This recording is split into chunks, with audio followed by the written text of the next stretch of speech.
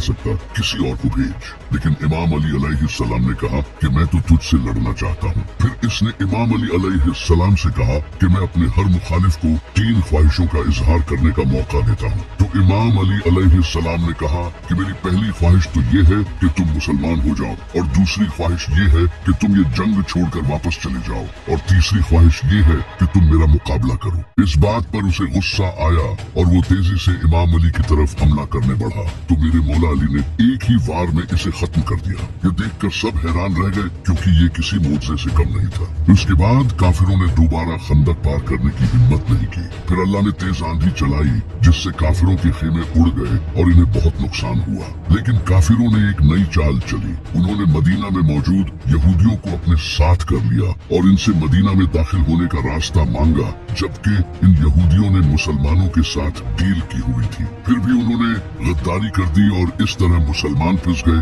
और अब इन्हें अपनी मौत सामने नजर आने लगी, क्योंकि मदीना में मुसलमानों की फैमिलीज भी थी। अब सिर्फ उनकी ही नहीं बल्कि उनकी फैमिलीज की जान भी खतरे में आ चुकी थी। उसी वक्त अल्लाह ने अपना एक और मुआजा कर दिखाया। एक इंसान जिसका नाम नुआइम बिन मसूद था, उसने इस्लाम कबूल कर लिया और वो नबी पाक सल्लल्लाहु अलैहि वसल्लम के पास आया। उसने नबी पाक सल्लल्लाहु अलैहि वसल्लम से कहा कि मैंने इस्लाम कबूल कर लिया है, लेकिन ये बात किसी को भी नहीं पता। उसने अपना एक प्लान नबी सल्लल्लाहु अलैहि वसल्लम के सामने रखा और आपने उसे इसकी इजाजत दे दी। फिर वो सीधा यहूदियों के पास गया और उनका ब्रेन वॉश किया। उसने यहूदियों से कहा कि अगर ये जंग न हुई तो मक्का के लोग तुम्हें छोड़कर भाग जाएंगे, फिर तुम्हारी मौत पक्की है। अगर तुम्हें मुझ पर यकीन नहीं तो इनसे ट्रस्ट के तौर पर इनके 8 सरदार मांगो। इसके बाद वो सीधा काफिरों के पास गया और उनसे कहा कि मदीना के यहूदी मोहम्मद के साथ मिले हुए हैं और वो मोहम्मद को अपना ट्रस्ट शो करने के लिए तुमसे तुम्हारे 8 सरदार मांगेंगे। तो जैसे ही यहूदियों ने इनके 8 सरदार मांगे तो इन्होंने साफ इनकार कर दिया।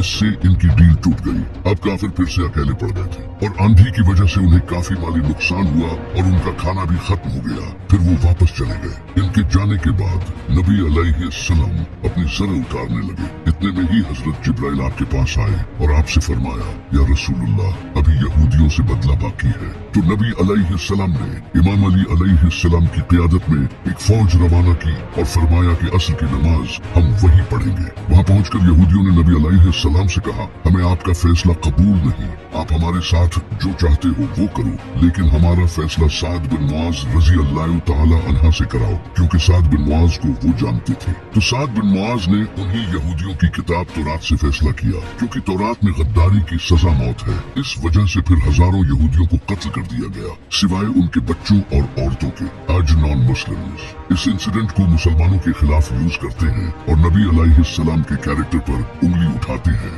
जबकि यही कानून आज पूरी दुनिया में फॉलो किया जाता है। खंदक की जंग में जब अबू सुफियान अपना लश्कर लेकर चला गया था तो नबी अलैहिस्सलाम ने फरमाया था कि अब मुशरकीन अरब आज के बाद तुम पर हमला नहीं करेंगे, अब तुम उन पर हमला करोगे। एक रात अल्लाह ने नबी अलैहिस्सलाम को ख्वाब के जरिए उम्रा करने का हुक्म दिया। तो नबी अलैहिस्सलाम तकरीबन 1500 सहाबा के साथ मक्का उम्रा करने के लिए चले गए। जब अरब के मुशरकीन को इसका पता चला तो उन्हें लगा कि ये हम पर हमला करने आ रहे हैं, तो उन्होंने खालिद बिन वलीद को जासूसी करने भेजा।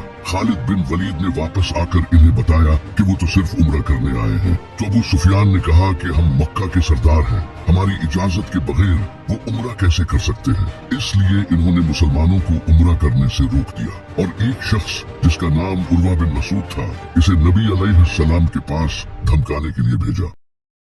उर्वा ने आकर नबी अलैहिस्सलाम से कहा कि आपके ये साथी आपको छोड़कर चले जाएंगे और अगर आपको अपनी जान प्यारी है तो वापस चले जाएं। इस बात पर सहाबा को बहुत गुस्सा आया। वो इसे दिखाना चाहते थे कि हम नबी अलैहिस्सलाम से कितनी मोहब्बत करते हैं। थोड़ी देर बाद जब नमाज का वक्त हुआ तो नबी अलैहिस्सलाम वजू करने लगे और आपके 1500 सहाबी आपके वजू का पानी भी जाया नहीं होने दे रहे थे। जब उर्वा ने ये देखा तो इसने वापस जाकर अबू सुफियान को ये सब बताया। इसने कहा कि मैं बड़े बड़े बादशाहों के दरबार में गया हूँ, लेकिन मैंने कभी किसी भी बादशाह के साथियों को मोहम्मद के